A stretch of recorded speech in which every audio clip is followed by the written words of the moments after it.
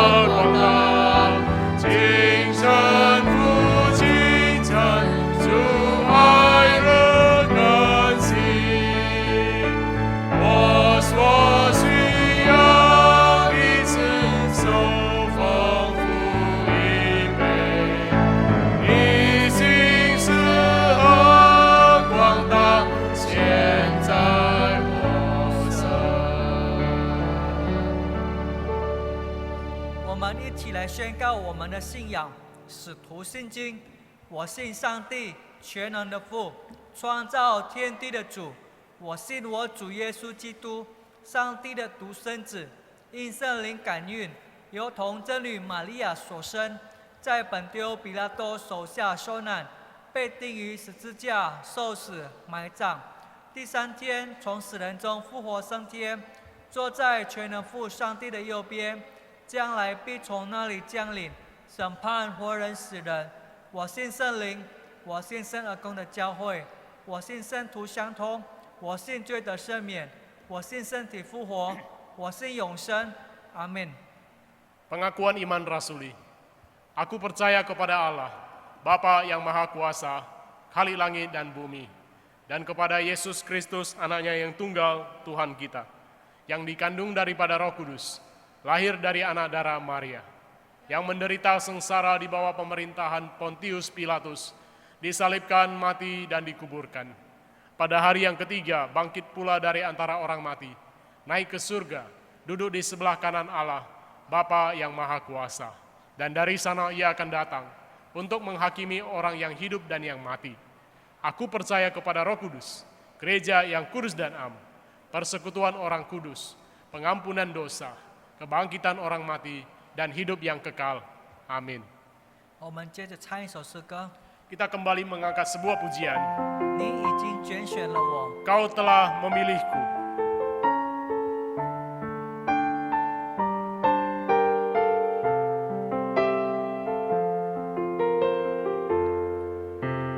Kau telah memilihku sebelum dunia dibentuk. Betapa aku bersyukur padamu, ya Tuhan Allahku. Kau telah memanggilku sebagai alat kerajaan-Mu.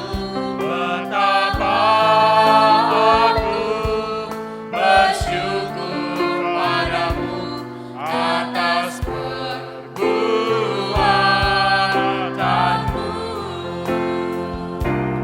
Jadikan aku bait suci-Mu yang kudus dan yang tiada bercela. Jadikan aku mesbah doa-Mu bagi keselamatan bangsaku. Jadikan aku bait suci-Mu yang kudus dan yang tiada bercela. Jadikan aku mesbah doa-Mu bagi keselamatan bangsaku.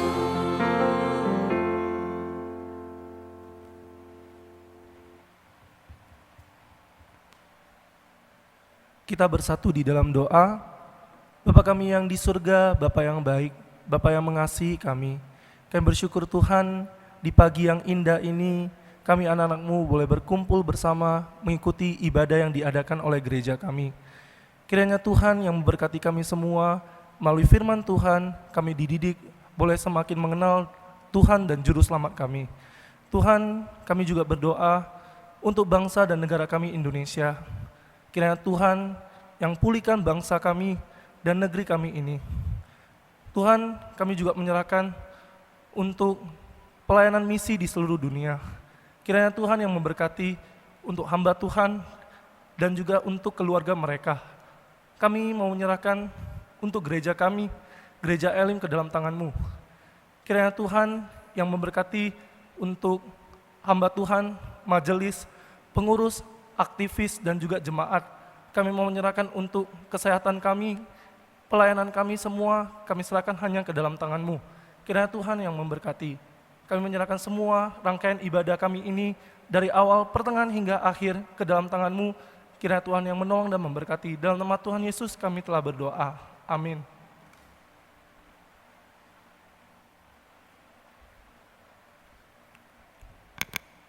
Salam, Tajah Ping An, salam damai dan salam sejahtera buat setiap kita yang pagi hari ini boleh bersama-sama untuk ibadah. Kami mengucapkan terima kasih kepada Bapak DS David Utawi yang hari ini boleh menyampaikan firman Tuhan untuk kita semua. Semoga setiap keluarga bisa bersama keluarga semuanya untuk mendengar dan mengikuti ibadah ini. Saat ini saya akan menyampaikan beberapa warta. Sampai saat ini berhubung pandemi COVID-19 ini, kita tetap memakai online untuk beribadah. Jangan lupa kita himbau kepada setiap keluarga jemaat Elim, kita tetap menjaga kesehatan, jaga diri, jangan berkerumun, selalu pakai masker, dan senantiasa cuci tangan. Jadi supaya setiap jemaat Elim tetap sehat. Dan mengenai persembahan gereja, kita ada 2 macam untuk persembahan. Pertama, Anda boleh hadir langsung ke gereja mulai pukul 12 sampai pukul 3 petang. Dan juga yang satu lagi, boleh Anda langsung transfer ke rekening bendahara. Himbauan Boksuliu ya, kita tetap membaca firman Tuhan setiap hari di rumah. Dan kita terus boleh berdoa ya, untuk negara kita, untuk setiap gereja-gereja lokal, dan untuk keluarga kita masing-masing. Dan juga kita terus berdoa ya, supaya pandemi COVID-19 ini bisa cepat berlalu ya. Dan juga setiap hari Rabu malam, kita tetap mengadakan ibadah doa bersama-sama. Walaupun dengan Zoom ya, tetapi puji Tuhan, karena ada kecanggihan dari manusia sekarang ini ya, jadi kita walaupun kita tidak bisa bertatap muka, tetapi kita terus boleh bertatap muka melalui doa Zoom. Dan Boksuliu yang akan memimpin setiap Rabu malam. Dan mengenai studi BSTT, kita akan mulai Selasa ini ya. Jadi harap semua murid-murid pasti boleh mengikutinya ya, supaya kita terus boleh bertumbuh bersama-sama. Sekianlah warta jemaat pada pagi ini. Pada saat ini kami mengucapkan terima kasih kepada Boksu DS yang hadir, dan silakan untuk menyampaikan firman Tuhan. Kita tetap semangat, Tuhan yang berkati kita semua. Amin. Ya, saudara-saudara, selamat pagi. Saya mau mengajak kita untuk melihat kitab Injil Matius pasal yang ke-14. Kita baca ayat 22 sampai ayat yang ke-23. Demikian firman Tuhan. Yesus berjalan di atas air. Sesudah itu Yesus segera memerintahkan murid-muridnya naik ke perahu dan mendahuluinya ke seberang. Sementara itu ia menyuruh orang banyak pulang. Dan setelah orang banyak itu disuruhnya pulang, Yesus naik ke atas bukit untuk berdoa seorang diri. Ketika hari sudah malam, ia sendirian di situ. Perahu murid-muridnya sudah beberapa mil jauhnya dari pantai dan diombang-ambingkan gelombang karena angin sakal. Kira-kira jam 3 malam datanglah Yesus kepada mereka berjalan di atas air. Ketika murid-muridnya melihat dia berjalan di atas air, mereka terkejut dan berseru, "Itu hantu!" Lalu berteriak-teriak karena takut. Tetapi segera Yesus berkata kepada mereka, "Tenanglah, aku ini, janganlah takut." Lalu Petrus berseru menjawab dia, "Tuhan, apabila engkau itu, suruhlah aku datang kepadamu berjalan di atas air." Kata Yesus, "Datanglah." Maka Petrus turun dari perahu dan berjalan di atas air mendapatkan Yesus. Tetapi ketika dirasanya tiupan angin, takutlah ia dan mulai tenggelam lalu berteriak, "Tuhan, tolonglah aku." Segera Yesus mengulurkan tangannya, memegang dia dan berkata, "Hai orang yang kurang percaya, mengapa engkau bimbang?" Lalu mereka naik ke perahu dan angin pun redahlah. Dan orang-orang yang ada di perahu menyembah dia, katanya, "Sesungguhnya engkau anak Allah." Mari kita berdoa, saudara-saudara. Bapa, kami menyerahkan ibadah kami yang sedang berlangsung ke dalam tangan. Kiranya engkau menolong dan memberkati kami. Kami sungguh percaya engkau hadir di tengah-tengah ibadah kami. Pakai hamba-Mu dan berkati seluruh yang mendengarkan firman Tuhan pada hari ini. Terima kasih Tuhan, di dalam nama-Mu kami berdoa. Amin. Nah, saudara-saudara, pagi ini saya mau mengajak kita untuk merenungkan. Temanya adalah Tuhan tolonglah aku. Cua ciu wo. Saudara-saudara, peristiwa Yesus berjalan di atas air, saudara bisa menemukan cerita ini di dalam ketiga kitab Perjanjian Baru. Saudara bisa perhatikan Matius, Markus, Lukas, ya. Saudara bisa melihat Injil Matius, Markus, dan Yohanes. Tetapi saudara perhatikan di dalam Matius 14, Markus pasal 6, Yohanes pasal 6. Saudara-saudara, cerita di dalam Yohanes itu begitu singkat. Singkat sekali. Sepertinya mau mencari satu kesimpulan sulit. Tapi kalau kita melihat di dalam Matius pasal 14 dan di dalam Markus, saudara menemukan bahwa cerita ini cerita yang begitu utuh. Begitu utuh. Saudara akan memahami bahwa cerita ini begitu sempurna. Nah, Matius 14 ayat 22 sampai 33 yang kita baca tadi, saudara-saudara, itu adalah rentetan daripada peristiwa di mana Tuhan Yesus memberi makan 5.000 orang dengan berapa? 5 roti, 2 ikan, ya kan? 5.000. Saudara perhatikan, sebenarnya bukan 5.000, lebih dari 5.000, ya kan? Lebih dari 5.000 orang. Sesudah peristiwa mukjizat orang makan sampai kenyang itu. Nah, saudara perhatikan, lalu Alkitab berkata sisanya ada 12 bakul. Nah, peristiwa ini sesudah terjadi, lalu kemudian Yesus menyuruh orang-orang yang tadi berkerumun itu supaya mereka kembali ke rumah masing-masing, ya kan? Supaya mereka bubar. Nah, lalu kemudian Yesus meminta kepada murid-muridnya supaya berangkat terlebih dahulu ke seberang. Sebab Yesus mau mengambil waktu untuk berdoa seorang diri di atas bukit. Nah, saudara perhatikan. Di dalam perjalanan murid-murid dengan perahu, Alkitab berkata kepada kita, murid-murid di dalam kapal itu mengalami topan badai yang kuat. Perahu itu hampir tenggelam. Nah, di dalam kondisi seperti itu kita perhatikan cerita ini. Di dalam kondisi yang berbahaya, Yesus datang. Yesus datang, saudara perhatikan. Alkitab mencatat kira-kira pada pukul 3 subuh. 3 subuh, saudara. Nah, pada waktu Yesus datang itu dia mendekati perahu yang sedang diombang-ambingkan oleh angin badai, ya, aja disebut dengan angin sakal itu. Nah, pada waktu itu saudara-saudara, murid-murid takut. Mungkin waktu itu mereka kurang mengenal yang datang itu. Sehingga mereka berteriak itu hantu dan sebagainya. Lalu Yesus berkata, ini aku, ya. Ini aku. Yesus katakan, tenanglah, jangan takut. Lalu murid mulai melihat, oh, itu Yesus, guru mereka. Yang tadinya sudah melakukan mukjizat.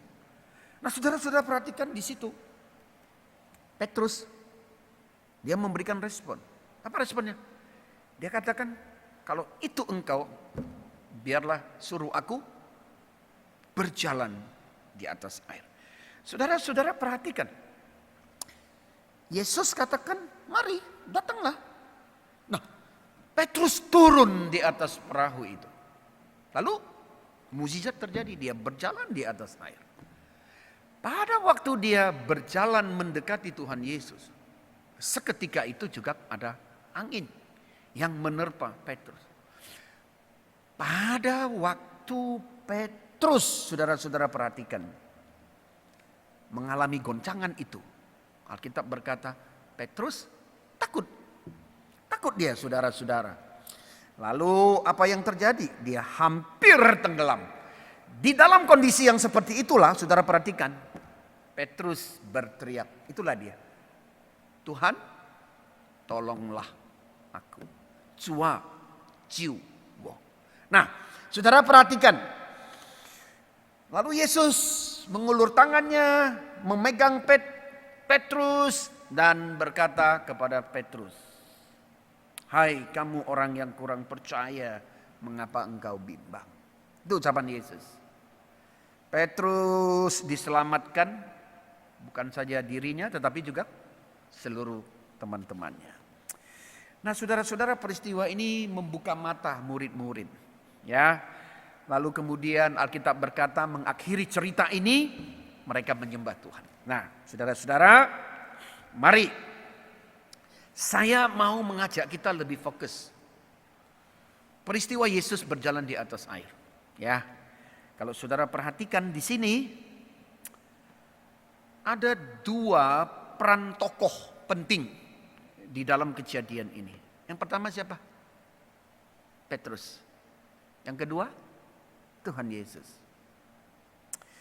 Mari kita lihat Petrus terlebih dahulu di dalam Matius pasal 14 ini. Apa komentar saudara-saudara yang hadir di sini? Melihat Petrus yang seperti ini, kira-kira apa komentar Anda?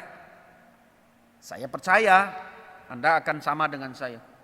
Masa murid Yesus kok takut? Ya kan? Satu.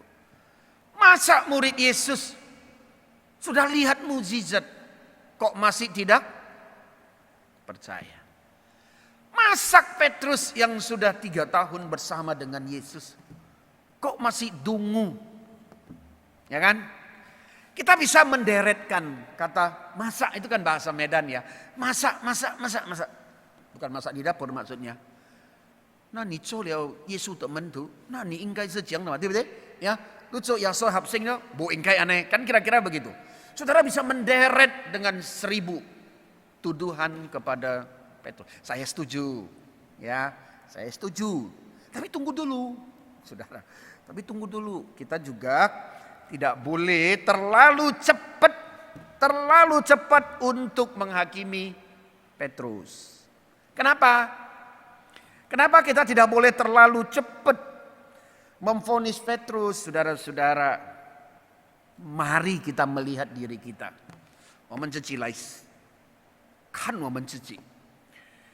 Kita introspeksi diri sendiri di dalam kerohanian kita.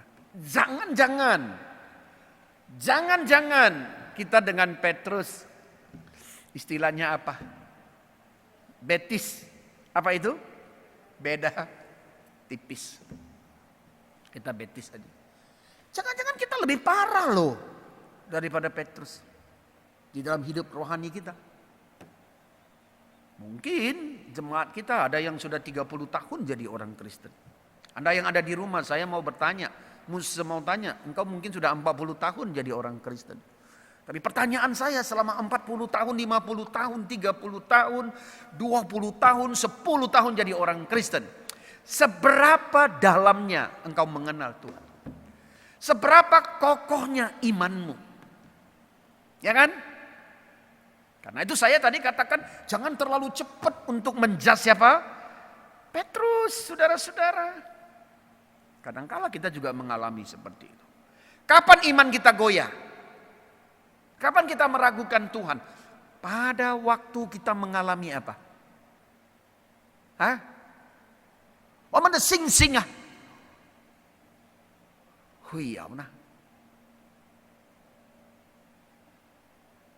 Kapan itu? Pada waktu saudara dan saya mengalami apa?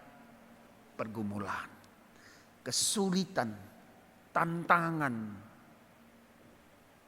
Selalu akal ini mempengaruhi seluruh iman kita. Akhirnya waman sing-sing terjun payung. Kita bukan saja meragukan loh, tetapi kita bisa menjas cuah nicai nali. Tuhan, di mana engkau? Tuhan, kok tidak bantu aku? Setumpuk vonis kita bisa sasarkan kepada Tuhan Yesus. Apa beda kita dengan Petrus? Ya kan? Tapi saudara-saudara lihat, Petrus masih lebih baik. Peter bilang gue kaho tampo. Oh yes. Karena pada waktu dia diterpa angin itu kan akalnya kan dipengaruhi. Imannya itu juga. Waktu itu dia mulai berpikir, loh, seharusnya hukum alam manusia itu berjalan di mana? Hah? Coba nali. Berjalan di mana? Di darat dong. Ya kan? Nah, sekarang kok aku di atas air berjalan. Sesuatu yang melebihi hukum alam. Ya kan? Nah, disitulah dia tenggelam. Tapi pada waktu dia tenggelam itu, disitulah dia menyadari bahwa dia tidak mampu. Ta han qing chu ming bai, ta mei you nan li. Dia tidak punya kekuatan. Karena itu dia butuh Tuhan. Dia butuh pertolongan. Maka seruan ini, Tuhan tolonglah aku. Itu menandakan apa? Itulah iman. Sing. Kalau itu bukan iman, dia akan berteriak, Pak Poan, tolong aku. So, pasti. Pak Pendeta Liu, tolong siapkan tali. Tapi Petrus tidak. Begitu dia mau tenggelam di dalam ketakutan itu, dia apa? Imannya bangkit kembali. Dia ingat siapa? Tuhan. Saudara-saudara, ya kan? Itu iman loh. Di dalam pergumulan itu dia bangkit. Nah, saya katakan, jangan-jangan kita tidak seperti itu. Kita sudah mengalami pergumulan, kita sudah kecewa dengan Tuhan. Kita tidak kembali kepada Tuhan. Tapi kita semakin apa? Terperosok, jatuh lebih dalam. Itu kelemahan kita. Jadi kita saudara-saudara di dalam Matius pasal 14 ini, saya justru mau mengajak kita melihat ada satu sisi yang baik pada Petrus. Di tengah-tengah dia tidak berdaya itu, dia ingat ada Tuhan. Maka dia berteriak, Tuhan tolonglah aku. Itu adalah seruan iman. Mereka sesing-sing. Amin? Yes. Nah, karena itu saudara-saudara, itu kemenangan Petrus. Itu kemenangan Petrus. Meskipun Tuhan mengecam dia. Tapi dia diselamatkan oleh Tuhan bukan? Beserta dengan seisi kapal dengan teman-temannya. Itu yang pertama. Nah yang kedua saudara-saudara. Kita melihat peran Tuhan Yesus. Yesus dia tahu kapan dia harus bertindak. Di saat Petrus hampir renggang nyawanya, Tuhan Yesus turun tangan. Amin? Yes. Itu. Ada waktunya Tuhan untuk menolong kita, saudara-saudara. Ada waktunya Tuhan. Karena itu kita selalu jadikan Tuhan itu seperti apa? Seperti channel TV. Kita pegang remote control, ya kan? RCTI, TPI, ANTV. Ngerti maksudnya? Pada waktu kita mengalami kesulitan, kita berdoa, Tuhan kalau bisa hari ini, jangan besok. Kita jadi bos, Tuhan jadi pembantu. Remote control di tangan kita. Yesus jadi TV-nya, kita pemegang remote control. Padahal kita lupa. Siapa yang berkuasa? Bukan saudara dan saya. Tuhan. Ada waktu Tuhan bertindak. Saudara ingat cerita di dalam Yohanes pasal 2. Tentang perkawinan di Kana itu. Mereka apa? Kehabisan anggur. Ya kan? Ibu Yesus. Ya mak kepot lah. Tak kan cincang mah. Dia gelisah kan? Anggur sudah habis. Apa itu? Tamu-tamu masih berdatangan. Dia sibuk, ya kan? Dia datang kepada Yesus. Apa dia bilang? Mereka kehabisan anggur. Ya kan? Dia juga sama dengan kita. Dia pegang remote control. Dia mau bilang, cepet tuh, tolong tuh. Kalau enggak nanti malu dia, ya kan? Apa jawab Yesus? Hah? Mau apakah engkau daripadaku, bukan ibu? Terjemahan aslinya, Alkitab bahasa asli bukan itu. Bahasa Indonesia menerjemahkannya bijau yusiu, lebih sopan. Mau apakah engkau daripadaku ibu? Itu kan? Bahasa asli bukan kata ibu. Yesus berkata, mau apakah engkau, hai wanita? Kasar kan? Coba kalau kau ngomong sama orang tuamu gitu misalnya. Kalau enggak tangannya kiri kanan melayang di atas pipi kiri kanan. Ya kan? Yesus berkata kepada mamanya, kenapa begitu? Karena Yesus mau katakan kepada mamanya, rencanaku, waktuku bukan ditentukan oleh manusia. Ada timingnya Tuhan. Tuhan sudah membuat timeline untuk kita. Dia tahu kapan dia tolong. Setiap pertolongan Tuhan, saya mau katakan selalu tidak pernah terlambat. Amin. Saya tahun yang lalu saudara-saudara, Pak Pawan nggak ikut ya ke Taiwan, nggak ikut ya? Ikut nggak? Ikut ya. Oke, Pak Pawan ikut. Masih ingat kesaksian seorang ABK yang jatuh ke tengah laut itu? Dia bukan orang Kristen, ya kan? Dia bukan orang Kristen. Tapi mamanya yang Kristen ya. Ya kan? Mamanya Kristen. Papanya bukan orang Kristen. Dia ABK. Tenggelam di laut. Dia memberi kesaksian dia tuh. Dia enggak, itu apa itu? Tali kapal itu sudah bergerak cukup jauh. Jadi di antara sadar dan tidak sadar itu.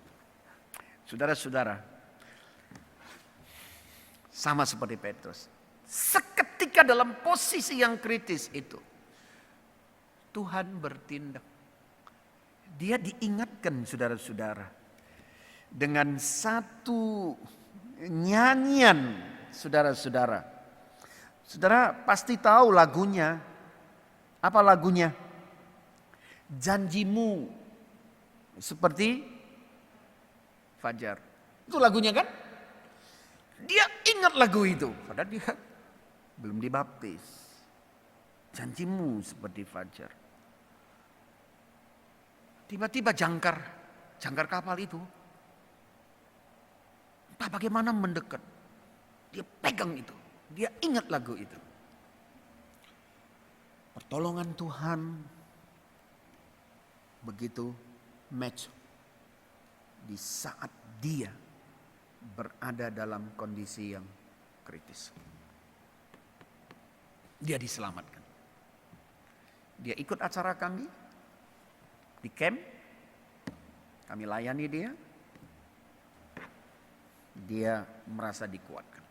Saya katakan kepada dia, ingat, Tuhan mengasihi engkau.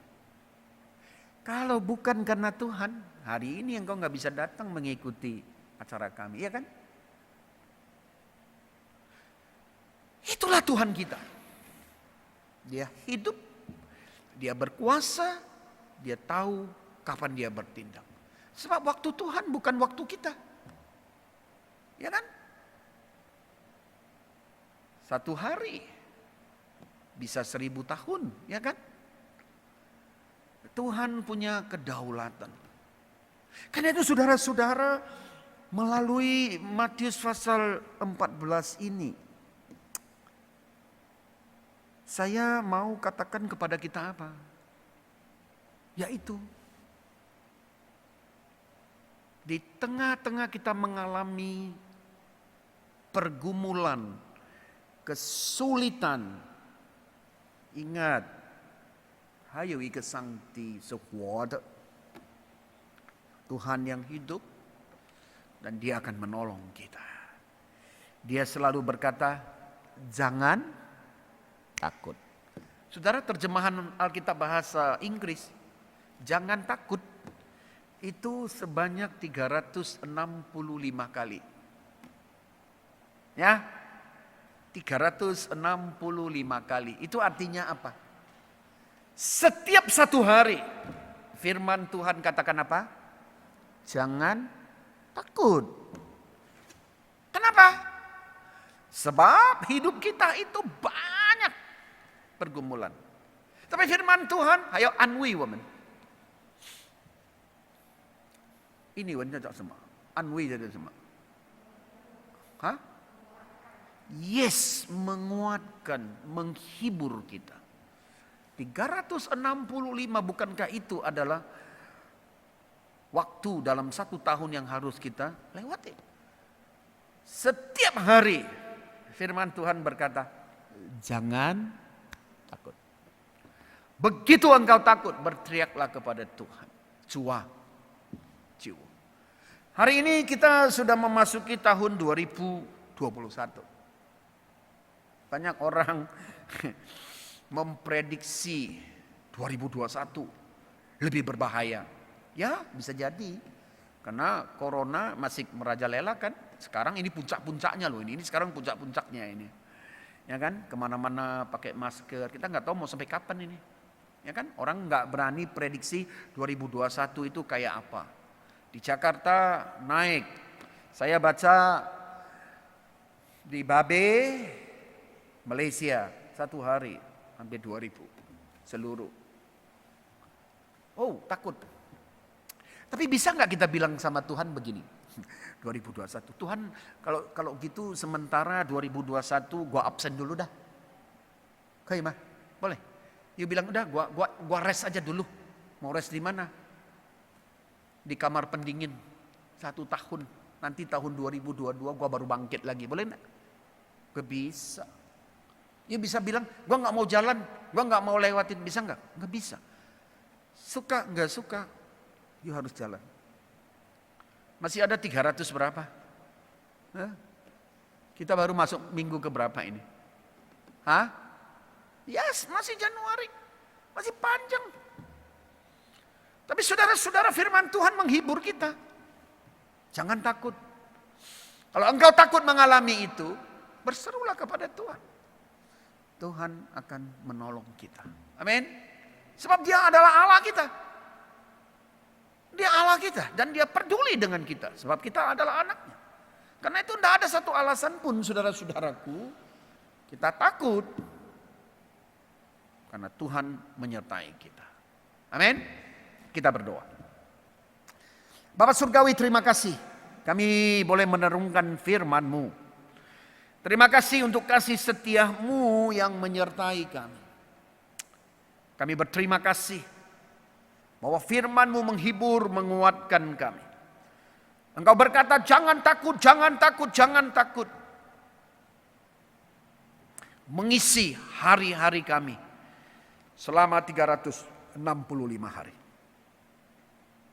Kalau kami takut, biarlah kami boleh berseru seperti Petrus. Tuhan tolonglah. Biar firman-Mu menguatkan kami. Kami menyerahkan ini ke dalam tangan. Biarlah jemaat kami pagi ini yang beribadah, mereka diberkati dengan firman-Mu. Terima kasih Bapa. Di dalam nama Yesus kami berdoa. Amin. 我们接着赞美我们的上帝， Mari kita kembali mengangkat sebuah pujian. 救世主凡事引导。 Tuhan yang pimpin jalanku. Tuhan 凡事引导我，我和心也有所求。主爱恋我和有多余，我一生我主前有，尽你心向天上平安，我安慰和得喜乐，我生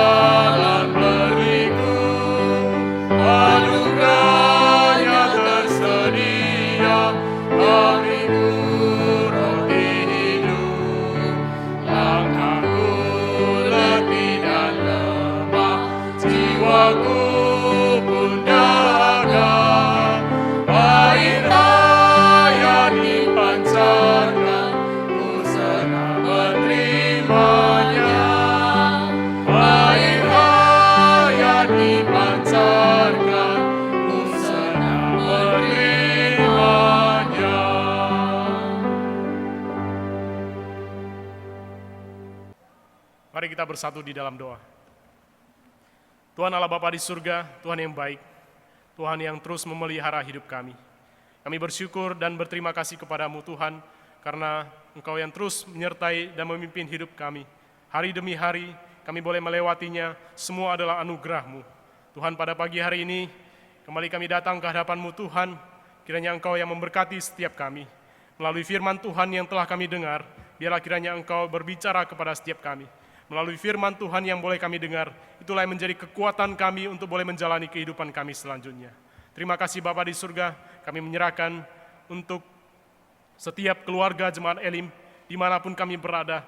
Tuhan, kiranya Engkau yang terus menyertai dan memimpin hidup kami untuk boleh melewati masa pandemi ini. Tuhan, terima kasih. Kami berdoa menyerahkan sepenuhnya ke dalam tangan-Mu. Di dalam dan demi nama Tuhan Yesus kami berdoa. Amin. 主祷文，我们在天上的父，愿人都尊你的名为圣。愿你的国降临，愿你的旨意行在地上，如同行在天上。我们日用的饮食，今日赐给我们，免我们的债，如同我们免了人的债，不不叫我们遇见试探，救我们脱离凶恶。因为国度、权柄、荣耀全是你的，直到永远。阿门。 Mari kita bangkit berdiri, kita akan terima berkat Tuhan. 当愿我主耶稣基督的恩惠、父上帝的慈爱、圣灵的感动，跟你们同在，从今时直到永永远远。Amin. Anugerah Tuhan kita Yesus Kristus, pengasihan Allah Bapa dan persekutuan Roh Kudus menyertai dan memberkati saudara dari sejak hari ini sampai selama-lamanya. Amin.